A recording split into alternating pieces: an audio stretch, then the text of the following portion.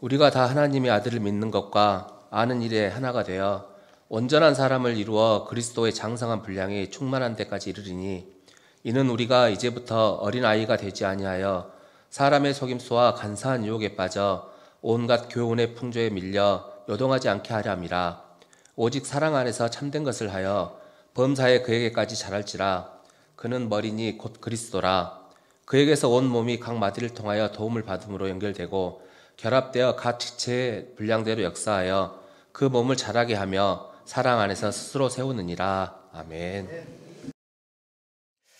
말씀 나누도록 하겠습니다. 말씀 제목, 하나님의 보시는 건강한 교회. 구약 성경에서 교회를 표현할 때 뭘로 표현하신 줄 아십니까? 교회 그림을, 성막. 그래서 성막은 예수 그리스도의 예표이자 상징이라고 기억하도록 하십시오. 그러니까 성막을 볼 때마다 항상 예수님이 함께 하신다라는 것을 잃어버리면 안 됩니다. 그러니까 구약시대는 뭐였냐면요, 성막을 통해서 시청각적으로 건물을 통해서 우리 가운데 보여주신 것이 성막이라고 얘기할 수 있겠어요. 신약은 어떻습니까? 신약은 뭐냐면요, 계시의 말씀으로 우리 가운데 보여주셨습니다. 그러기 시간도 여러분의 귀 자체가 말씀이 잘 들려지는 귀한 역사가 우리 가운데 나타날 수 있기를 바랍니다.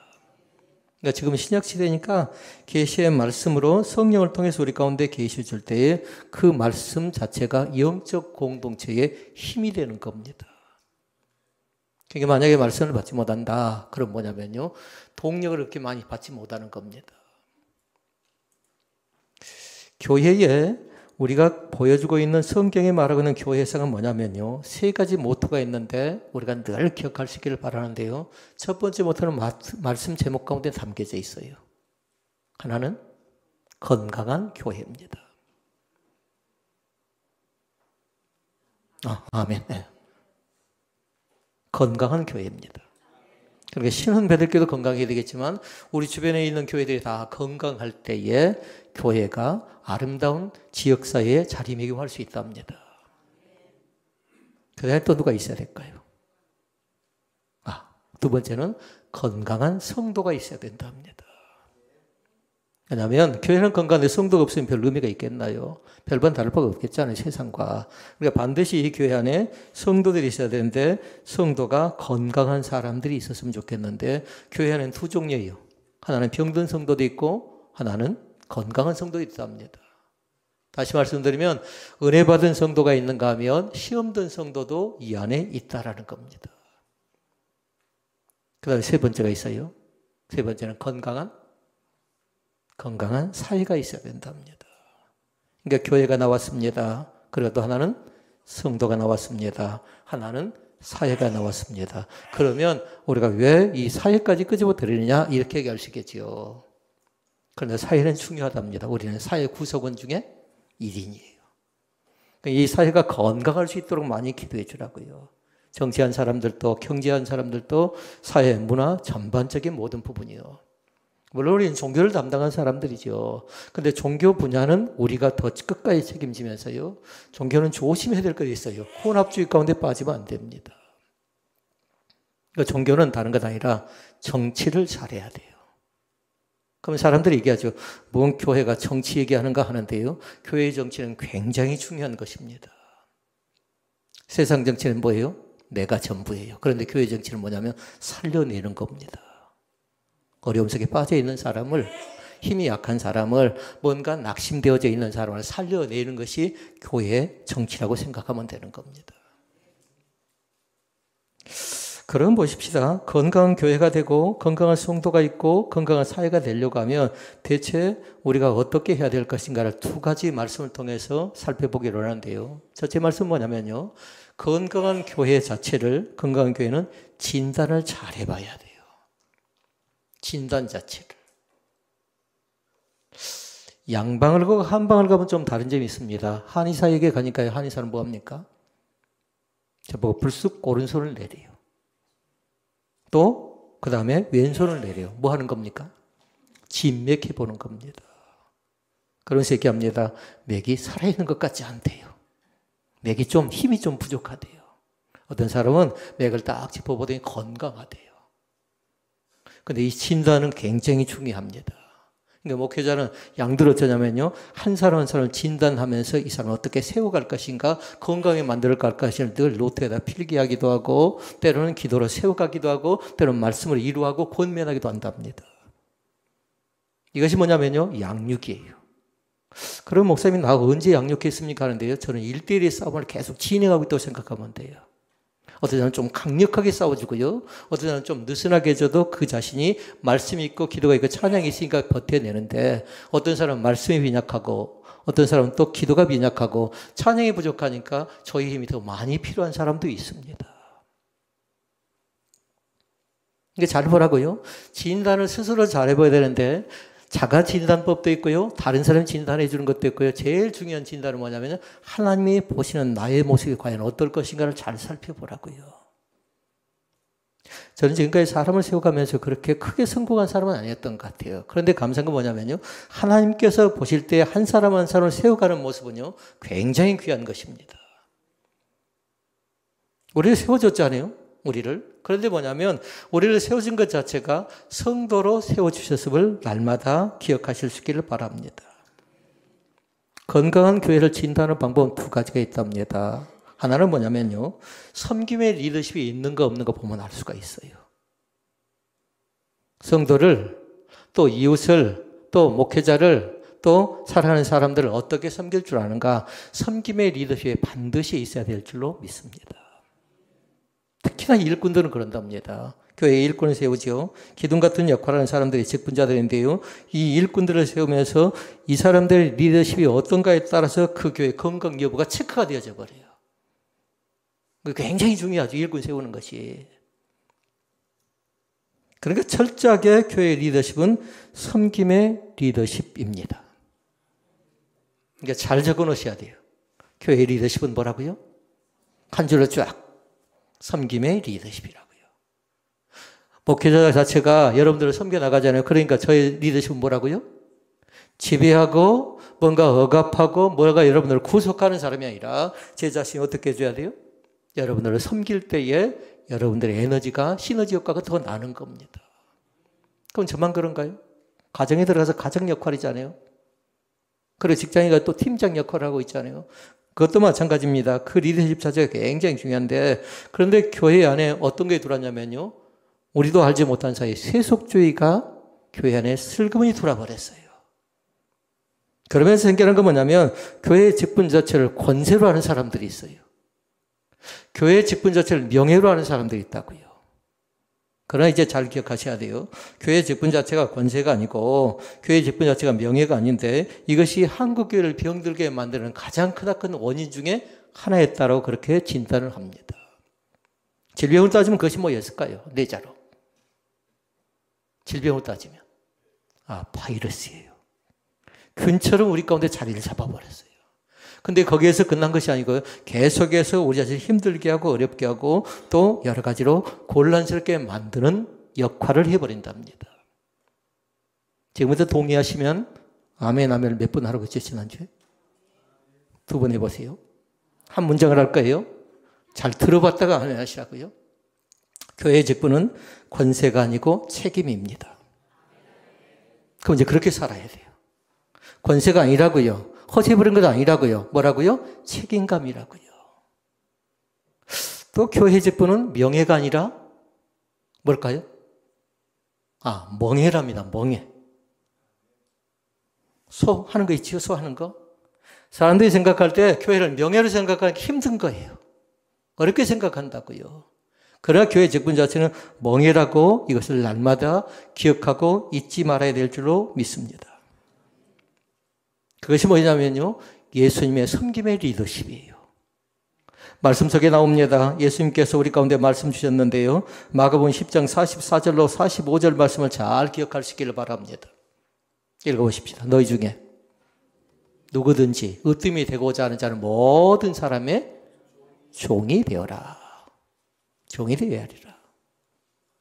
인자가 온 것은 섬김을 받으리 함이 아니라 도리어 많은 사람의 대속물로 주려 함이니라. 아멘. 분명히 나와 있어요.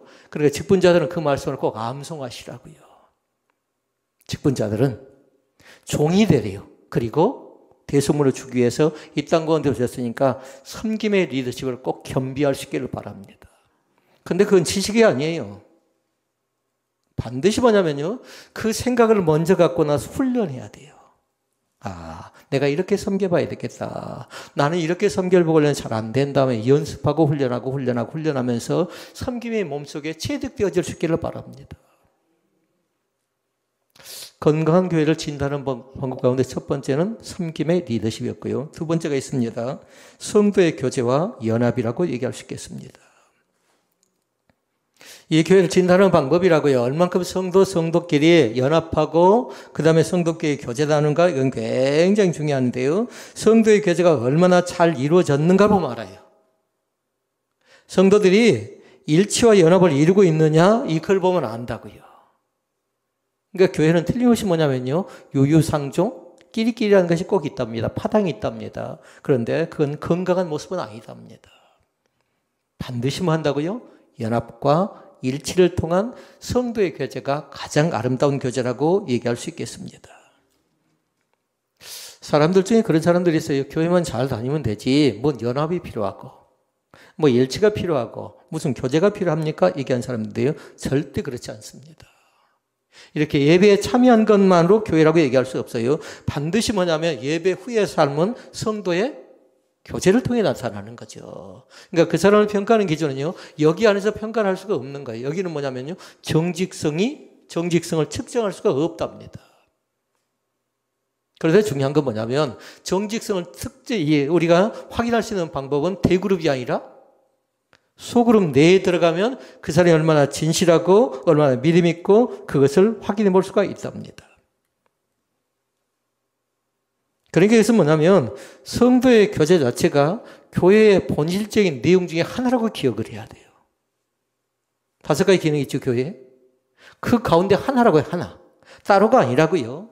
예배도 중요하고 선교 교육 훈련도 중요하고 봉사 교제도 중요한데 그 가운데 하나라고요.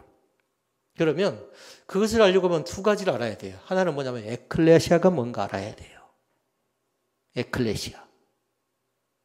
뭘까요? 여러분 아는 사람들이에요. 그 이미 배운 사람들이에요. 교회라고요, 교회. 그러니까 그 교회는 뭐냐면 세상 사람 가운데 우리를 불러내준 하나의 공동체거든요. 에클레시아가 교회인 것을 믿고요. 우리가 부름받은 사람인 것을 감사하실 수 있기를 바랍니다. 근데 이것만 갖고 안 된다고요. 반드시 뭐가 있어야 돼 또? 교제가 있어야 된다고 했죠. 그건 또 뭐였죠? 코이노니아가 있어야 된답니다. 코이노니아는 2가지 뜻이 있어요. 하나는 뭐냐면 예수 그리스도 안에서 하나님과 함께하는 교제를 얘기해요. 사람이 아니에요. 먼저 예수 그리스도 안에서 하나님과 함께하는 교제가 먼저 있어야 될 줄로 믿습니다. 그걸 잘 적어놔야 돼요. 코이노니아 하면 사람들이 성도와 성도끼리 교제만 얘기하는데 그렇지 않아요. 하나님과 함께하는 교제가 먼저 있어야 되는데 찬양의 교제를 할 수가 있고요. 때로는 기도의 교제를 할 수가 있고요. 때로는 선교의 교제를 할 수 있는데 이것이 1번이라고요. 적는 사람은 아멘 하면 적어야 되잖아요. 그 다음에 2번째가 있습니다. 2번째는 뭐냐면 그리스도 안에서 성도끼리 갖는 교제가 있다고요. 묻습니다. 1번이 중요합니까? 2번이 중요합니까? 1번이 중요합니다. 그 2번은 덜 중요한 거예요? 2번도 중요합니다. 그런데 1번보다 더 중요할 수는 없습니다. 그런데 지금까지 우리는 2번을 중시 여기면서 교제를 나눴던 것 같아요. 1번을 잃어버리면 안 돼요. 1번은 그리스도 안에서 하나님과 함께하는 교제를 얘기하는데 그 교제 자체가 뭐냐면 삶의 현장에서 삶을 함께 공유하는 것이라고요. 앞으로 이 나라의 이 민족은 또 교회는 공유라는 단어를 많이 듣게 될 거예요. 혼자가 아니에요. 아까도 우리 이현주 집사님 함께 가치라는 단어를 쓰던데요. 굉장히 귀한 단어입니다. 더불어서 살아가는 공동체를 이뤄내는 교회가 우리 신혼 베델 교회인 것을 믿습니다. 우리 교회만 아니라고요. 그러니까 우리 교회 옆에는 누가 있던가요? 이웃교회가 있습니다. 함께하는 교회가 있습니다. 때로는 기억하는 교회가 있습니다. 그러니까 그 교회들과 어떻게 연합하고 일치하고 살아갈 것인가 이건 굉장히 중요합니다. 그러니까 성도의 교제란 다른 것 아니에요. 같은 교회에 소속했다, 함께 예배했다, 가끔 만나 차를 마신다 그 정도만 갖고는 안 된다라는 거예요. 근데 우리는 지금까지 그렇게 왔잖아요. 같이 예배를 드렸습니다. 그리고 성도에 교제한다고 하면서 우리 신혼배들교 공동체에 속했습니다. 그리고 차를 같이 마시며 대화를 했습니다. 그것만 가지고는 안 되고 반드시 뭐냐, 몸으로 부대끼면서 마음의 깊은 것까지 함께 같이 서로 공유하며 살아가는 것이 교제인 것을 믿습니다. 부딪힌다는 거 굉장히 중요한 것이에요. 가정이 왜 중요합니까? 가정은 부딪힘의 장소가 있는 장소예요. 남끼리는 뭐냐면 자기 자신을 잘 드러내지 않지요. 근데 가정 안에서는 희노애락이 다 있거든요. 근데 교회도 마찬가지랍니다. 그러니까 한마디로 얘기하면 몸으로 부대끼면서 마음의 깊은 것까지 서로 공유하는 관계가 교회라고 했는데, 그러니까 서로가 뭐가 되는 거예요? 가족 공동체라고 얘기할 수 있겠습니다. 그러니까 신혼배들교회는 교회 공동체이면서 가족 공동체라고 믿는 그런 은혜고리 가운데 있어지기를 원합니다. 그런 질문합니다. 이런 교제는 어디에서 이루어진가요? 다시 대그룹, 소그룹. 소그룹 안에서 이루어진다라고 믿습니다. 그러니까 오늘 말씀을 여러분 집에 가시면 또 한 번 말씀을 묵상해야 돼요. 대체 어떤 말씀이었을까? 한 번 듣고 잘 안 되어지면요, 저것도 노트를 꺼내서 다시 한번 살펴보고 다시 한번 살펴봐야 이 교회 공동체 구성원 가운데 들어갈 수가 있는데, 그렇지 못한 우리 교회 다니는 게 상당히 힘겨운 것입니다. 왜 그럴까요? 이 부분 자체가 쉬운 것이 아니거든요. 함께 같이 살아간다는 것 자체가. 소그룹에 중요한 것이 있어요. 소그룹에 중요한 건 뭐냐면요, 그 소그룹 자체를 우리는 어떻게 이름을 하고 있냐면요, 가정교회라고 생각을 합니다. 목장이 있죠? 그러니까 목장은 뭐예요? 하나의 가정교회인데 이것 자체가 곧 작은 교회라고 명명할 수 있겠습니다. 지금 소그룹 모임을 많이 못하는데요, 소그룹이 건강하지만 교회가 건강하지 못하답니다. 목장이 튼튼해야 돼요. 목장이 튼튼해야 교인들 전체가 살아서 함께 같이 예배를 할 수가 있는데요, 이 교인들을 측정하는 방법 아까 말씀드렸어요. 교회의 진실성을, 교인들의 진실성을 어디서 알 수 있냐면 대그룹 안에서는 잘 모른다고요. 소그룹 안에 들어가서 보니까 그 사람이 정말로 신앙 고백을 하는가, 신앙 고백을 하지 못하는가, 이것이 입증되어지는 겁니다. 저 사람은 틀림없이 믿음의 경지가, 믿음이 좀 괜찮을 줄 알았는데 나중에 같이 대화를 나눠보니까요, 믿음 자체가 엉성하게 이를 데가 없어요. 왜 그럴까요? 양육이 안 돼서 그런 겁니다. 양육이 안 돼서. 지금 그것이 만약에 내 머릿속에 나도 그런 사람을 생각하면요, 철저하게 양육받는 그런 귀한 은혜가 우리 가운데 있어졌으면 좋겠습니다. 그것이 뼈대가 안 되면요, 교회 다니는 것이, 교회 와서 예배는 드릴 수 있지만 소그룹 가면 힘든 겁니다. 어려워져 가는 겁니다. 그래서 교회를 그렇게 표현합니다. 세상에서 가장 아름답고 영광스러운 장소래요. 믿습니까? 우리는 그렇게 생각합니다. 그런데 아까 교회의 모토 세 가지 가운데 세 번째가 뭐였죠? 건강한 사회라고 했죠. 사회에서 그렇게 인정해 줄까요?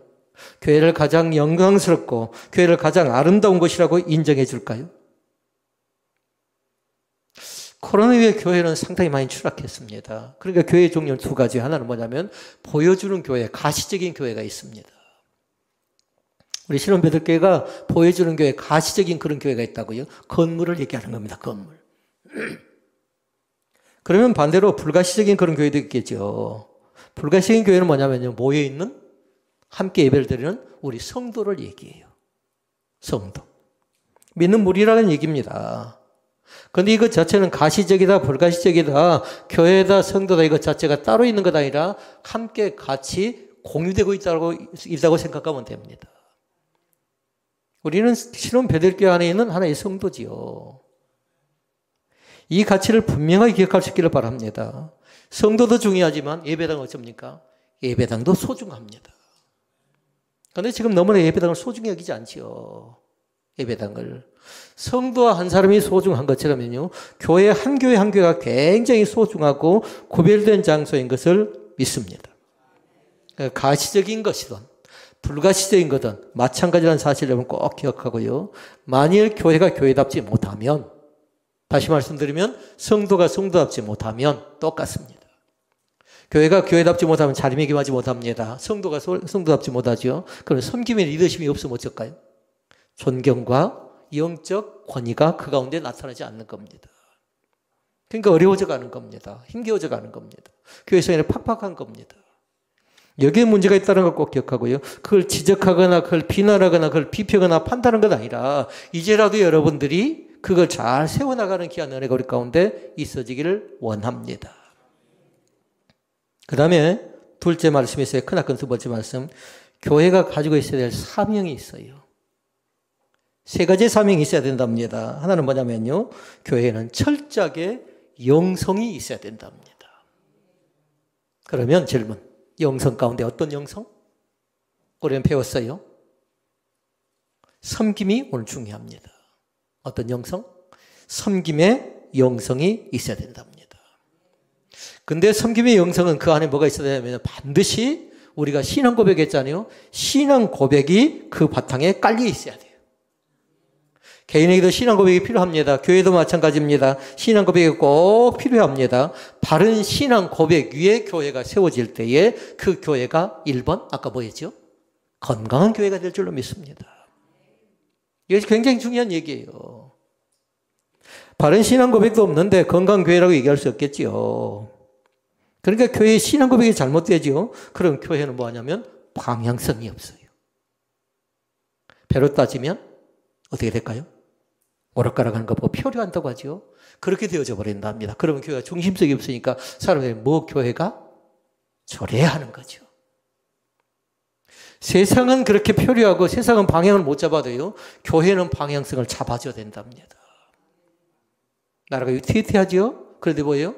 그래도 교회는 중심을 잡아줘야 된답니다. 치우침이 없어야 된답니다. 저는 여당도 아니고 야당도 아니에요. 항상 야성을 갖는데요. 누가 정권을 잡든지 간에 야성을 가져야 돼요. 왜냐하면 바르게 해나갈 수 있도록 하기 때문에 그렇습니다. 이 교회 영성을 잘 보라고요. 그러니까 지상에서 이제 모든 교회는 뭐 하냐면요. 예수 그리스도가 신앙의 기초가 되어야 될 줄로 믿습니다. 다른 것이 기초가 되면 안 돼요. 어떤 권력이, 어떤 권세가, 어떤 경험이, 어떤 지식이 바탕이 돼서는 안 되고요. 예수 그리스도가 신앙의 기초예요. 있습니까? 그래 또 있어야 될 거 있어요. 신앙 고백이 그것이 돼야 돼. 그 기초 자체가. 반석이신 예수 그리스도가 교회의 표지가 되어야 된다는 그런 말씀입니다. 만약에 신앙 고백 자체가 흔들려 버리거나 신앙 고백자가 잘못되죠. 그러면 그것을 교회라고 얘기할 수가 없습니다. 교회의 영성 있어야 됩니다. 두 번째는 뭐냐면요. 분명한 교회의 정체성을 가질 수 있기를 바랍니다. 우리 교회만의 정체성이 있어야 돼요. 그런 주변 교회들은 주변 교회들만 정체성이 있겠지요. 이 교회가 추구하는 이념이 있습니다. 이 교회가 추구하는 사상이 있습니다. 주체성이 있습니다. 다행히 감사한 건 뭐냐면요. 하나님의 몸된 교회는 약한 자들과 함께 더불어 살아가는 교회가 하나의 가장 큰 이슈라고 생각합니다. 다른 건 잘 못할 것 같아요. 큰 것 우리는 못해도 괜찮으니까요. 이 세 가지 것에 중점을 뒀으면 좋겠습니다.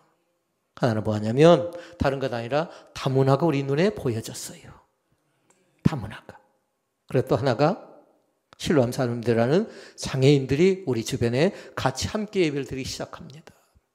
몇 년 됐지요. 근데 아직도 그 의식과 그 정신이 없고 그 사상과 그 이념을 아직 이해지를 못한 사람들인데요. 이 교회는 그렇게 갈 수밖에 없어요. 다른 교회는 장애인을 섬기고 있지만 그러나 우리처럼 같이 예배를 드리지 못합니다. 근데 정말로 감사해요. 함께 같이 예배할 수 있다는 것 자체가요. 다문화가 제일 어려우면 누구한테 연락한 줄 아십니까?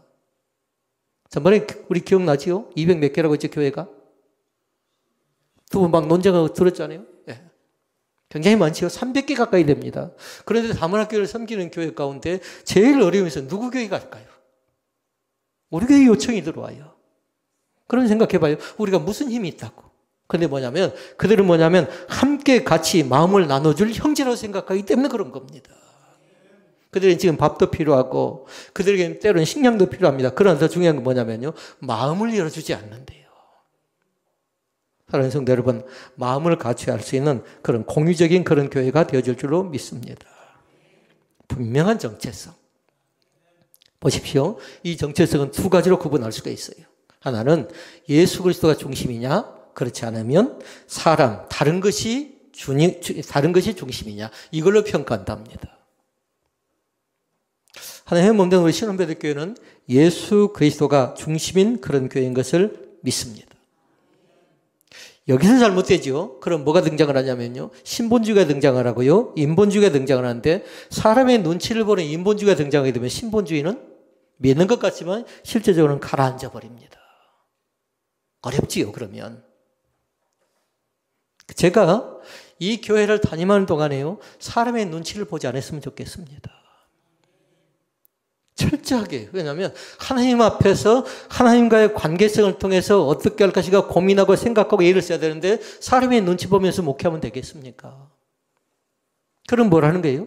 신본주의가 아니고 인본주의 치우칠 가능성이 있죠. 이 교회는 그런 정체성이 분명한 교회예요. 신본주의가 나오지요. 그러면 교회는 어떻게 되냐면요. 사람에 따라서 이리 가기도 하고 저리 가기도 하고 치우칠 가능성이 상당히 많이 있답니다.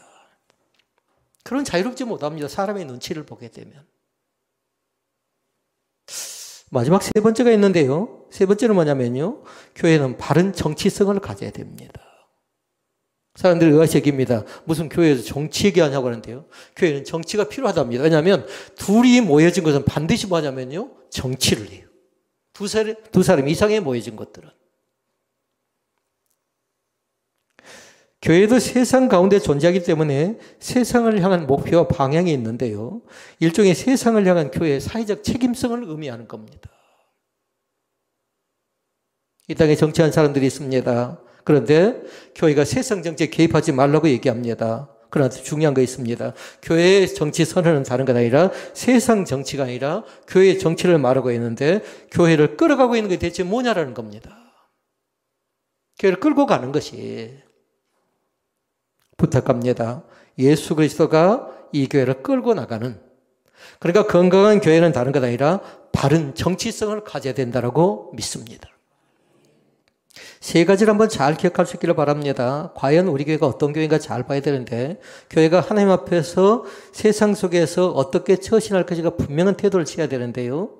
다양한 부류의 교회가 있어요. 좋지 않는 것들이니까요. 강력하게 배격해야 돼요. 1번. 종교 혼합주의가 있습니다. 종교 혼합주의. 잘 적어 놓으셔야 돼요.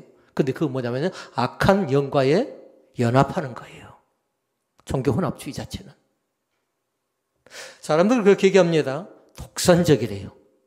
기독교는 이기적이래요. 절대 그렇지 않습니다. 종교가 혼합되어 버리죠. 그러면 어떻게 돼요? 다문화가 될 가능성이 있습니다. 이 다신교가 될 가능성이 있습니다.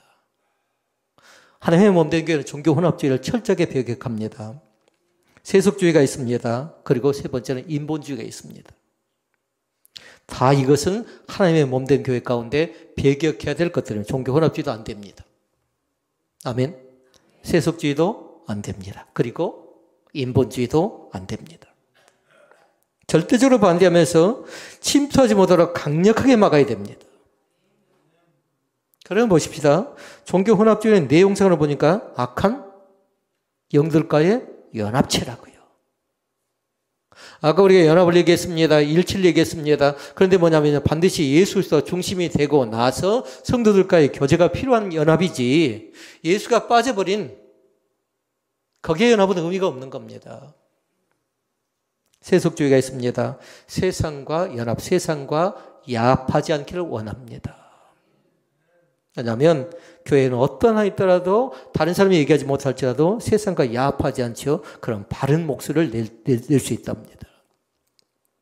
말씀 속에 보니까 그렇게 얘기합니다. 사람들이 외치지 않으면 돌들이라는 소리치는데 이것이 하나님의 기록된 말씀이에요. 근데 그 말씀을 누구 가운데 주었어요? 우리 가운데 주신 줄로 믿습니다. 인본주의는 뭐냐면 사람들과 연합하는 겁니다. 사람들과 연합. 그 속에 뭐가 있냐면요. 인기가 들어있습니다. 그 속에 권세가 들어있고 그 속에 명예심이 담겨져 있답니다. 그런데 이 세 가지 있죠. 종교 혼합주의라든가 그 다음에 세속주의라든가 그 다음에 인본주의라든가 이건 다 연결되어져 있어요. 악한 영들도 마찬가지고 하나님을 무시하는 세상도 마찬가지고 하나님을 모르는 사람들과 연합하는 것도 다 뭐냐면요. 한 통속이라고 생각하면 돼요. 연합된 세력이라고요. 그리고 우리가 강력하게 대적하지 않으면요. 우리의 힘 갖고 어떻게 헤쳐나갈 수가 없답니다. 그러니까 때로는 일치가 필요하고 때로는 교회와 교회끼리 연합이 필요하고 사랑하는 성도 여러분, 오늘 말씀이 이해가 되어졌으면 좋겠습니다. 이것이 바로 교회 정치랍니다. 어떻게 하면 살려낼 것인가, 어떻게 하면 함께할 것인가, 그 사실을 잘 생각해야 되는데요. 그것을 잃어버리면 문제가 심각하게 드러나요. 세 가지의 문제가 드러날 가능성이 있습니다. 교회가 교회답지 못하고 교회가 건강하지 못하죠. 그러면 교회 자체가 혼탁해져 가요. 가장 크나큰 문제랍니다. 근데 교회의 가장 중요한 건 뭐냐면요. 성결과 정결과 순전함이에요. 깨끗함이라고요. 혼탁한다. 그러면 그 속에 뭐가 있냐면요. 혼음까지도 들어와요. 이방신이 들어온다는 겁니다. 이단 사상이 침투한다는 겁니다. 그 다음에 어려움 가운데 두 번째는 뭐냐면요. 영혼을 마비시켜버립니다. 영적 힘을 우리 가운데 마비시키면서 영적 힘을 분산시켜버린다고요. 세 번째가 있어요. 성도들의 신앙 자체를 변질시키는 역할을 누가 하냐면요. 바로 종교 혼합을 통해서 우리 가운데 나타나는 병폐라고 얘기할 수 있겠습니다. 오늘 말씀이 이해가 잘 되어졌으면 좋겠습니다. 하나님께서 원하신 교회는 다른 것 아니라 건강한 교회입니다. 믿습니까? 하나님께서 원하신 교회는 다른 것 아니라 건강한 성도가 함께 예배하는 겁니다. 하나님께서 원하시는 건 다른 것 아니라 건강한 사회를 통해서 맑고 깨끗한 영이 자리 잡기를 원하시는 겁니다. 오늘 말씀을 정리합니다. 우리의 생각대로 잘 되지질 않습니다. 그러나 서로가 서로를 잘 지켜나가려고 예를 쓸 때요. 얼마든지 우리는 하나님 앞에 바르게 서 나갈 수 있고요. 또 깨끗한 믿음을 통해서 더욱더 성숙한 믿음의 반열 가운데 들어가게 될 줄로 믿습니다. 하나님의 몸된 교회가 그런 신앙을 꿈꾸는 복 있는 교회가 되어질 줄로 믿습니다. 은혜로우신 아버지 하나님.